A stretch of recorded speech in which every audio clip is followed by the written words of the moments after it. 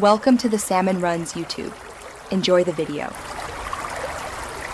You will not attempt to bypass protections. Instead, start by documenting why screenshots are blocked and who controls the app.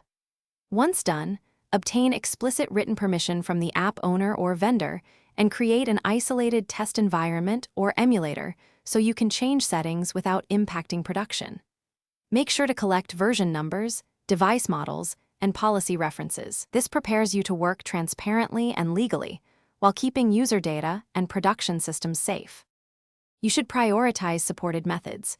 Search for official developer APIs or sanction debug flags that permit screen capture under controlled conditions.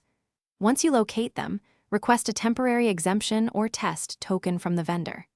If accessibility tools are relevant, make sure you have consent and log every step.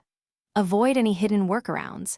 Instead, collaborate with vendor support or your security team to get an approved path. This keeps an audit trail and reduces legal risk.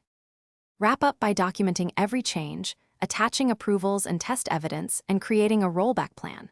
Once done, perform an incremental rollout in controlled stages while monitoring logs and user feedback. If unexpected behavior appears, make sure to revert to the baseline configuration and escalate immediately to your security team or the vendor. Do not continue without authorization. One key troubleshooting tip: if captures fail unexpectedly, stop, restore the original state, and verify permissions. Thanks for watching. Consider subscribing if we helped you.